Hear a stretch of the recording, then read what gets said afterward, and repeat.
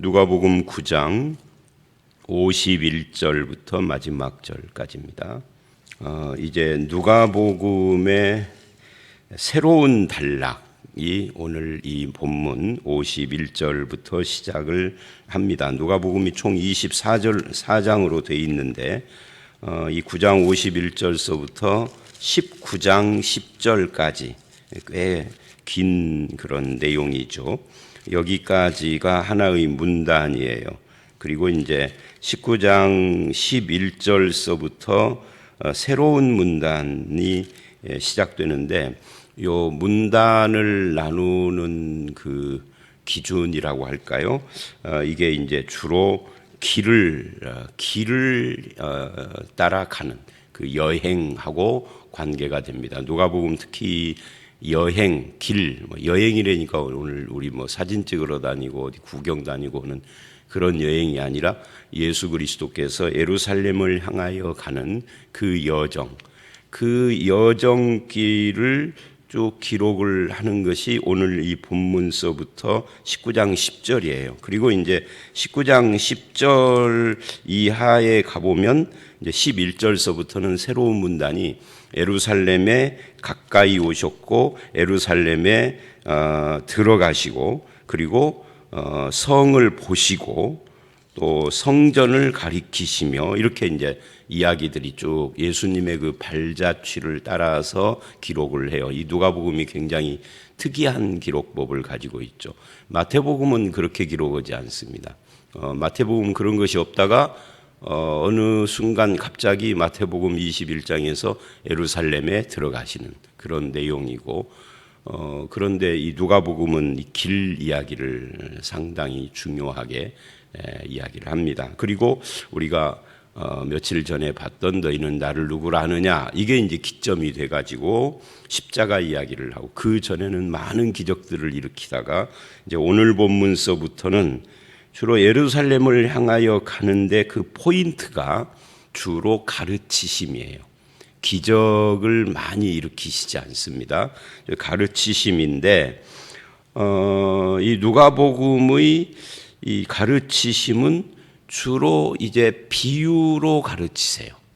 마태복음에서는 비유를 몇 군데다가 모으지 않습니까? 13장의 비유가 한 장 전체로 나온다든지 또 다른 곳에서도 이게 비유가 모아지는데 누가복음은 이 문단에서 집중적으로 비유들을 가지고 길을 여행하는 것을 그 중심으로 해서 예루살렘을 향하여 가는 그 방향을 잡고 가르치세요. 그러니까 이게 누가복음의 뼈대를 이루고 있죠. 누가복음에 31개의 비유가 나오는데 그 중에 28개가 9장 51절서부터 19장 10절 사이에 집중되니까 엄청 비유가 많이 나오는 그런 문단이다라고 말을 할 수가 있습니다. 그래서 이제 예루살렘을 향하여라는 그런 표현과 또 딱 그렇게 표현은 나오지는 않지만 각 성을 마을마다 다니사 이런 표현이라든지 우리가 예루살렘으로 올라간다 또는 여리고에 가까이 가셨다 이런 표현들 여리고는 예루살렘하고 가까우니까 이제 이런 표현들이 쭉 순차적으로 나오고 있습니다. 19장 1절을 가보면 여리고로 들어가 지나가시더라 이렇게 이제 어떤 문단의 마무리격 그런 표현이 나와요. 근데 왜 이렇게 예루살렘을 향하여 가는 것을 이렇게 집중적으로 이야기를 하는가 하면은 이 예루살렘은 구약 성경에 나오는 모든 예언이 성취되는 하나님의 도성이고 여기에 이제 소망, 약속이 담겨져 있는 성이기 때문에 그렇습니다. 이 목적지를 향해서 길을 간다 하는 것은 예수님의 생애가 이 구약의 약속의 성취를 하시는 그런 생애라는 것을 보여주고 있는 것이죠. 그래서 이 가는 길에서 만나는 수많은 인간 군상들에게 하나님 나라를 선포하고 제자들을 가르치시고 그렇게 해요. 이 비유들과 가르치심의 특징이 이제 그 하나님 나라 선포에 있는 겁니다. 이거는 누가복음뿐만 아니라 마태복음이나 다른 복음서도 마찬가지이죠. 자, 이제 이 흐름은 전체적으로 그렇게 말씀을 드리고 오늘 본문을 보시면 이 오늘 본문은 예수 그리스도를 믿고 배우고 따르는 예수님의 제자들은 어떤 성품으로 어떤 삶을 살아야 하는가 하는 것을 보여주는 일종의 제자의 삶 또는 제자도를 가르치시는 그런 내용이다라고 할 수가 있습니다. 51절로 56절까지가 첫 번째 문단이고 나머지가 이제 예수를 따르겠다 하는 사람들 세 사람에 대한 이야기를 통해서 예수를 따르는 제자는 뭐냐. 그러니까 요 세 사람이 중요한 것이 아니라 이 세 사람들에게 답변하심을 통해서 예수를 따르고 있는 12제자에게 교훈하고 있는 그런 형식이라고 말할 수 있습니다. 먼저 첫 번째 문단인 51절로 56절입니다. 이스라엘은 이 예수님 당시에 그 어떤 그 지리적인 문제가 가운데 사마리아가 있는 그런 모습이죠. 이건 다 잘 아시지만 북쪽은 갈릴리, 남쪽은 유대 땅에 예루살렘이 있으니까. 근데 여기가 직선으로 가면은 하루 거리인데 유다 사람들은 직선으로 가기를 꺼려합니다. 사마리아 사람들을 개라고 생각을 하고 이거 뭐 인간도 아니다고 취급을 했기 때문에 사도행전에 가보면은 그래서 사마리아에 복음이 들어가고 하나님이 그들도 구원한다라는 것을 예수를 믿는 이 유대인 출신의 사도들이 깜짝 놀래요. 못 받아들일 거죠. 그래서 특별히 성령께서 저들에게는 가시적으로 저들에게도 성령이 임하는 모습을 가시적으로 보여주는 겁니다. 그게 이제 사도행전의 기록인데 이방인들에게도 똑같아요. 그러니까 유대인들은 굉장히 특별한 사람들이었어요. 자기들 이외의 모든 종자들, 모든 이방인들은 하나님의 구원의 대상도 아니고 인간도 인간 이하 취급을 하고 개라고 그렇게 불렀으니까 그러는 사람인데 이 사마리아는 특히 더 그랬죠. 왜? 우리가 이제 예를 들면 우리나라 중심주의에 빠져서 모든 세상 나라들은 다 개돼지들이다. 그런데 특히 우리 옆에 있는 일본은 그 중에서도 제일 흉악한 놈이 이렇게 말하는 것처럼 사마리아는 그 중에 이제 가장 차라리 로마 사람이 더 낫지 사마리아 얘네들은 이거는 이제 정말 이렇게 그 동네 옆을 지나가도 부정타는 그런 사람. 그래서 이렇게 돌아서 3일 길을 왔다 갔다 하는 직선으로 가면 하루인데 그러니까 이제 당연히 사마리아 사람들도 유대인들을 그렇게 보는 거죠. 서로. 그래서 이 본문이 이제 그 이야기를 배경으로 나오는 겁니다. 그러니까 이 지역주의, 민족주의에서 나오는 이 적대적 감정이 그들에게 있었는데 예수님은 그걸 꾸짖으세요. 오늘 말씀이 참 재미있는 것은 55, 56절을 보면 예수께서 꾸짖으시고 가셨어요. 무엇을 꾸짖었는가? 어떤 교훈을 주셨는가가 기록이 안 돼. 그냥 꾸짖으셨다 하고 끝나버려요. 그러면 이 꾸짖음의 그 내용은 결국 여기에 기록을 안 했지만 그 민족주의적이고 지역주의적인 적대 감정을 가지고 있는 그것이 핵심을 이루고 있는 거죠. 오늘 우리로 말하면 예수 믿는 사람은 전라도 경상도를 안 따져야 되는 거죠. 그런 것을 따지면 예수님께 꾸짖음의 대상이라는 거죠. 또 전라도 경상도뿐만이 아니라 한국 사람, 일본 사람 이런 것을 가지고도 적대 감정을 품으면 안 되는 거고, 일본 사람이라도 예수 믿는 사람은 형제예요. 그런 어떤 것을 지금 요구하시고 이게 안 되는 것을 꾸짖으셨다. 이렇게 지금 우리가 적용적으로 말을 할 수 있습니다. 그래서 예수 믿는 사람들은 어떤 용어를 쓸 때에도 좀 주의해야 할 필요가 있다라고 봐요. 자, 그래서 이제 오늘 이 본문 말씀은 어제 말씀인 46절로 50절 말씀의 연장선에 있다라고 볼 수 있습니다. 그 어제 말씀이 어떤 거예요? 누가 더 크냐라고 하는 변론. 그리고 46절로 48절, 그 다음에 49절 이하를 보면은 어떤 사람들이 우리와 함께 따르지 않는데 예수의 이름으로 무슨 일을 하는 걸 보고 금하였다. 그래서 예수님이 금하지 말라 하신 이 두 가지 사건과 오늘 말씀은 연결이 되어 있습니다. 그러니까 우월주의인 거죠. 자기 중심적 우월주의. 또 그것이 이제 나 중심에서 조금 확산하면은 우리라고 하는 우리 중심주의인 거죠. 그래서 우리라고 하는 이 그룹만이 최고의 가치고 이거 이외의 사람들은 다 경쟁자나 적대자나 아니면은 우리가 이 어떤 유익을 얻기 위해서 저들을 어떻게 해야 하는 대상으로 보는 이런 사고방식, 이거는 신자의 사고방식 또는 제자다운 사고방식이 아니다 하는 것을 우리가 이 본문을 통해서 알 수가 있습니다. 그래서 이제 이 본문을 이제 직접 보면 예루살렘을 향하여 올라가기로 굳게 결심하시고, 매일 성경이 굳게 결심했다라는 것을 제목으로 삼았어요. 왜 그렇게 했느냐 하면은 예루살렘에 올라가는 것이 가지고 있는 의미를 알기 때문에. 그거는 죽음이거든요. 그래서 이 예루살렘에 올라가기로 결심을 했다라고 하는 이것 때문에 뭐라 할까요? 예수님의 어떤 죽음을 향한 것이 타의에 의한 것이 아닌 자발적인 죽을 권세도 있고 그렇지 않을 권세도 있다는 요한복음 10장 말씀하고 연결이 되는 그런 거죠.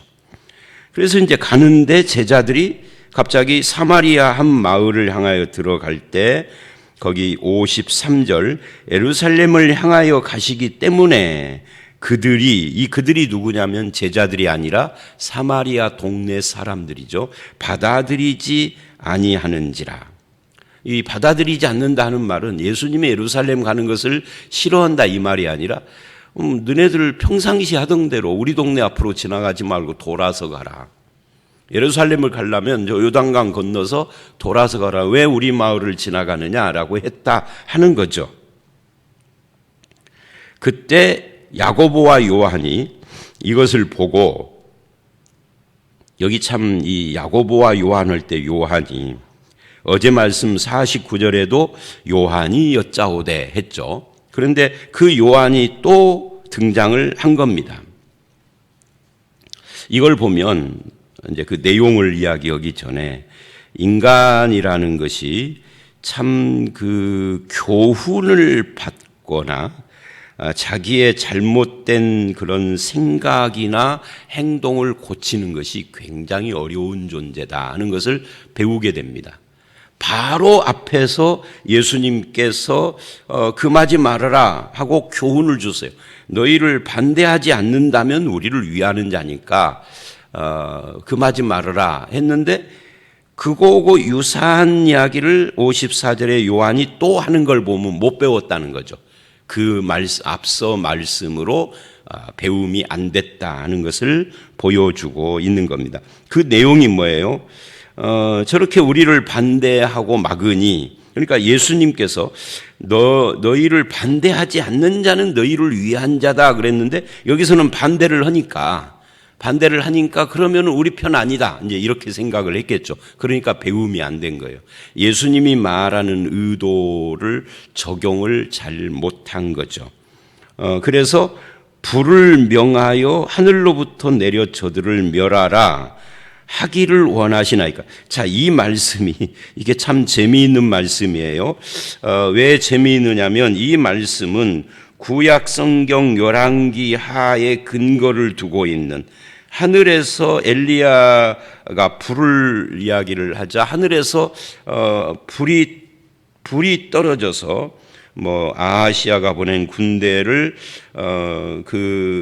무찌른 그런 사건을 연상을 하고 지금도 그런 일을 우리에게 하시기를 원합니까? 하고 묻는 거죠. 근데 이게 왜 재미있느냐면 이런 것 때문에 재미있어요. 여기 불을 내려 저들을 그냥 확 쓸어버리십시오라고 주님께 그렇게 요구를 한 것이 아니다는 것이 재미있는 거예요. 뭐라고 하죠? 하늘에서 불을 명하여 하늘로부터 내려 저들을 멸하라 하기를 누가 하기를?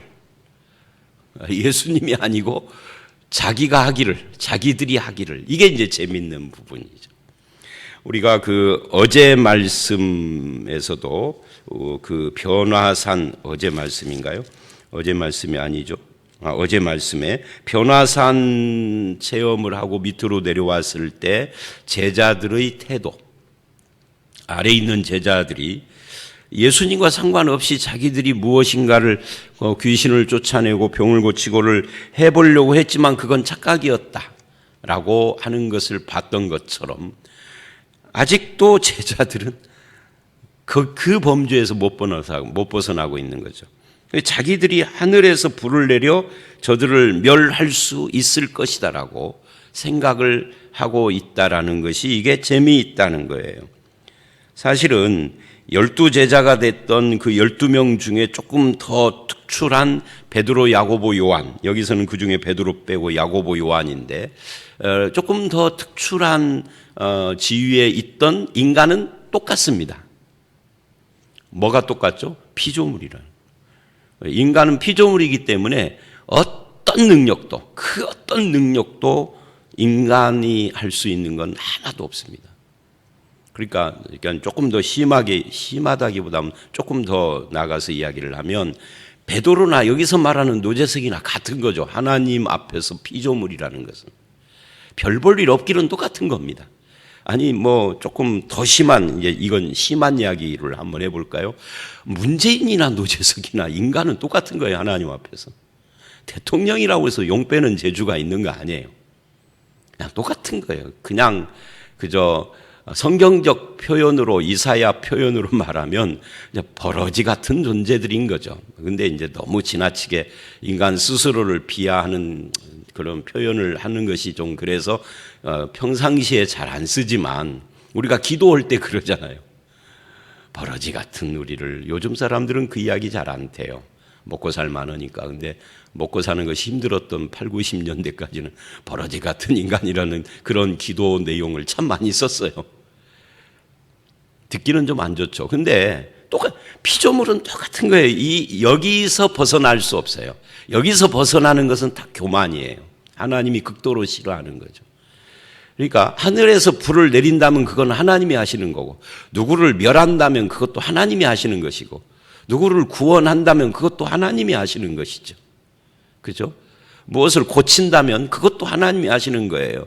인간이 손을 얹었어요. 그래도 손을 얹은 인간의 손이 하는 것이 아니라 그걸 도구 삼아서 하나님이 하시는 거예요. 이 부분을 명확하게 하지 않으면 자칫 어느 순간 뭔가 열매를 많이 맺고 결과물을 많이 낳을수록 이제 하나님이 싫어하는 교만의 범죄에 빠지게 돼요.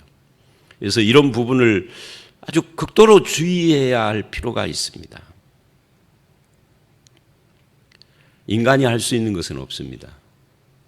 그래서 이제 요게 칼빈주의 그 교리 쪽으로 가보면은 전적 타락 이렇게 이야기를 하는데, 이 전적 타락이라는 말이 가지고 있는 거 우리가 음미를 해야 돼요. 그건 자세히 설명 안 해도 토탈이라는 말인데 인간의 모든 부분이 타락의 영향 가운데 있다는 이야기입니다. 그래서 요 이야기를 만약에 하고 싶으면 불을 명하여 하늘로부터 내려 저들을 멸하라 할까요? 자기들이 할 것처럼이 아니라 그렇게 하소서라고 주님께 요청을 해야 하는 거죠. 근데 할까요? 이렇게 나가는 것은 이게 건방 떠는 거죠. 교만입니다. 이게 착각하고 있는 거예요. 근데 그런 교만과 착각 또 문제가 되고, 이제 근본적으로는 예수님이 꾸짖으신 것이 우리를 통과하지 못하도록 막는 어떻게 보면 사소한 문제인데, 그 사소한 문제를 가지고 저들을 멸해버리자라고까지 나갈 정도로, 불태워버리자라고 나갈 정도로 아까 처음 이야기했던 적대감정, 그 적대감정의 원인이 되는 지역주의, 민족주의, 이것을 주님이 꾸짖으셨죠. 제자는 지금은 유대 이스라엘을 배경으로 활동을 하지만 장차 예수님이 부활 승천하고 성령이 임하신 뒤에는 사마리아와 땅끝까지 가서 전 세계를 품어야 할 사람들이, 사마리아 사람들을 민족적으로 적대한다는 것은 제자답지 않은 거죠. 우리도 마찬가지. 우리가 예수 믿기 전에는 그런 감정으로 살았을지 몰라도 예수를 믿으면 그런 지역 감정, 민족 감정을 뛰어넘어야 한다는 거죠. 자, 이게 이제 이 본문에서 주님이 꾸짖으신 내용들이다. 교만, 그리고 지역 민족 감정, 민족주의, 이런 것들에 대한 그런 내용입니다. 그리고 두 번째 문단인 57절로 62절을 보면 이제 예수를 따르는 사람들에 대한 이야기입니다. 앞에서도 예수 따르는 제자들은 어떤 생각을 해야 되는가를 보여줬다면, 여기서도 길 가실 때 어떤 사람이 어디로 가시든지 나는 따르겠습니다 라고 예수를 따르겠다라고 자발적으로 왔어요. 재미있는 것은 예수를 따르는 120문도나 500여 형제들을 일일이 성경은 그 사람들이 어떻게 예수를 따르게 됐는가를 기록 안 씁니다. 그러나 좁혀서 12사도, 12제자를 보면 전부 다 예수님께서 따르라 해가지고 부르신 거예요. 근데 여기서는 자기가 자발적으로 따르겠다 그래요. 그러니까 여기 성경에는 기록이 안 됐지만 이 따르겠다라는 그 마음의 동기를 주님이 아신 것 같아요. 그래서 대답을 합니다. 뭐라고 대답을 하느냐면, 여우도 굴이 있고 공중의 새도 집이 있으되 인자는 머리 둘 곳도 없다. 이 한마디로 말하면 네가 나를 따른다면 그 따르는 동기가 무엇인지 점검을 해라. 나를 따르는 사람은 네가 따르는 선생, 주인, 그 리더가 아무 소유도 없는 사람이니까 세속적인 부명의 권세는 얻을 수 없는데, 그런 것도 다 포기할 수밖에 없는 길인데 그래도 되겠느냐라고 반문하신 거예요. 그러니까 우리도 마찬가지입니다. 예수를 따르는 것이 목사뿐만 아니라 모든 성도들이 다 예수 따르는 사람이잖아요. 예수를 믿는 것이 어떤 세속적인 부명의 권세 같은 나의 욕망을 채우고 얻는 길이라고 생각한다면은 그거는 잘못된 생각이에요. 믿음의 본질이 아니에요. 근데 제가 자주 말을 했던 것이고 앞으로도 더 할 것입니다만은, 예수 믿고 축복받으라는 그 축복받으라는 거고 반대되는 이야기죠. 예수 믿으면은 세속적 축복받는 게 아니에요. 예수 믿으면은 영적인 축복을 받는 겁니다. 영적인 축복이 뭐죠? 하늘에 신령한 것이고 그게 구원이죠. 구원의 핵심은 예수 그리스도고요. 그러니까 예수 믿어서 네가 세속적으로 무엇인가를 얻을 수 있다라는 건 아예 접어놓고 따르라. 네가 따르는 인자는 뭐 집도절도 없는, 머리 둘 곳도 없는 존재니까 너도 그런 걸 기대하기 어려울 거다. 그래도 따르겠느냐고 물은 겁니다. 우리에게 똑같아요. 그 다음에 59절로 60절에는 또 다른 사람이, 거기는 이제 예수님이 따르라 그런 거예요. 자기가 한 것이 아니라. 그랬더니 이 사람은 먼저 가서 아버지를 장사하게 허락하소서 해요. 그러니까 예수님이 죽은 자들로 자기 죽은 자를 장사하게 하고 너는 가서 하나님 나라를 전파하라. 자, 여기 이 말씀을 잘못 읽으면 야, 예수님이 굉장히 매정한 말씀을 하신 거다. 아니, 아버지가 죽었으면 가서 장사하고 와야지. 그래서 이 말씀을 왜곡하는 사람도 제가 직접 봤어요. 이 말씀을 가지고 예수를 믿는다든지 또는 더 나아가서 목사가 된 사람은 가족에 무슨 일이 있어도 그것이 우선순위가 아니다. 그건 거기에 우선순위를 두지 않고 아예 돌아보지. 그래서 아예 그냥 부친이 돌아가셨어도 장례식에도 안 오는 사람도 있고, 목사 중에 제가 아예 뭐 명절이든 뭐든 가족사의 일체 일체 어떤 그 참여를 않는 그런 목사도 봤어요. 근데 그 가족들이 예수 믿을까요, 안 믿을까요? 안 믿죠. 우리 형을 봐라. 전도를 하면 우리 형 이야기를 해요. 우리 형을 봐라. 난 저럴까봐 예수 안 믿는다.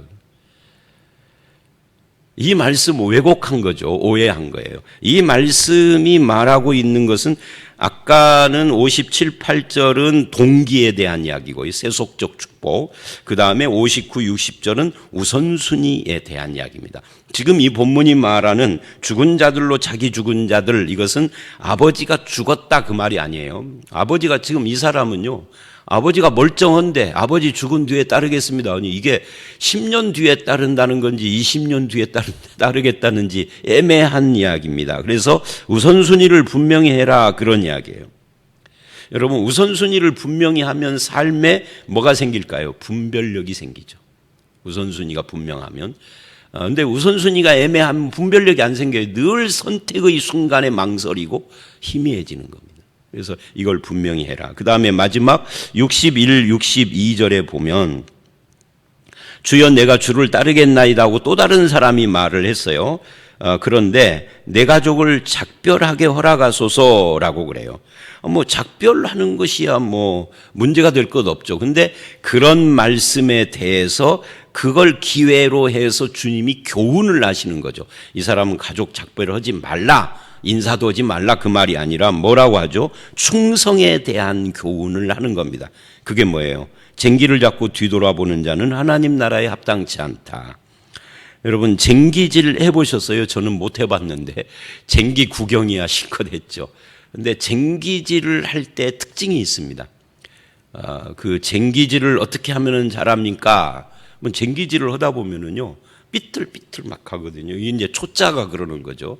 그런데 쟁기질을 반듯하게 하는 사람은 앞에 목표점 저기에 있는 나무를 딱 하나를 지정해 놓고 거기를 바라보고 내 앞에를 바라보고 가면은 다 하고 간 뒤에 뒤를 보면 삐뚤삐뚤하는데 저기를 놓고 가면은 똑바로 쭉 가는 거예요. 그런 거고 같은 겁니다. 이것이 뒤돌아보면은 쟁기질을 하는데 저 뒤에서 여보게 하고 친구가 불러요. 쟁기를 갈면서 뒤돌아보면 어떻게 되겠어요? 뒤돌아보면 돌아보는 방향으로 쟁기가 이렇게 움직이는 그 이야기를 지금 하는 겁니다. 그러니 충성된 자가 되어야 한다. 뒤돌아보지 말아라. 하나님 나라에 합당한 삶이라고 하는 그런 충성된 삶을 요구한다. 그래서 잠언에 보면 충성된 사자는 여름 타작마당에 시원한 냉수 같다. 이렇게 말을 해요. 자, 그래서 동기를 점검해라. 우선순위를 분명히 해라. 충성스러워야 된다라고 제자 교훈을 한 겁니다. 여러분은 어떠십니까? 여러분은 예수를 따를 때 세속적 부명의 권세 축복 같은 것을 염두에 두고 계십니까? 아니면 예수 그리스도의 그 은혜를 사모하는 자로 예수를 따르고 있습니까?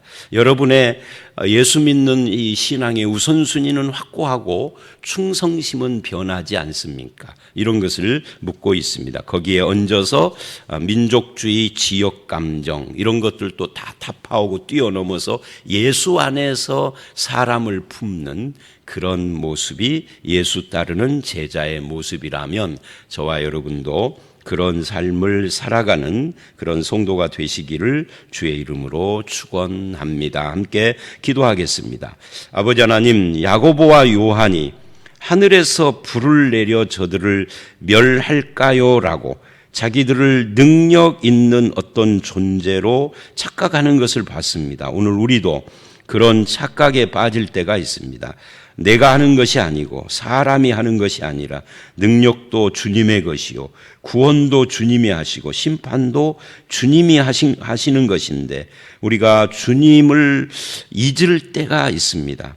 아버지 하나님, 이런 교만과 잘못된 생각에서 벗어나게 하시고 특별히 나와 우리가 아닌 이 지역주의적, 민족주의적 그런 적대 감정을 가지고 사람들을 대하는 어리석은 인간관에서 벗어나서 아버지의 뜻과 사랑이라고 하는 이 복음과 하나님 나라의 눈으로 사람들을 바라보고 겸손할 수 있도록 우리와 함께해 주시옵소서. 삶의 동기와 우선순위와 충성심이 변치 않게 하시고 선명하게 하시고 주님이 말씀하시는 성경적 동기와 우선순위를 가질 수 있도록 늘 우리를 붙드시고 흔들리지 않도록 붙잡아 주시옵소서. 오늘 이 하루도 주님 나라의 제자된 삶을 살아가는 우리가 되기를 간절히 소원하올 때 예수님 이름으로 기도드려 싸움나이다. 아멘.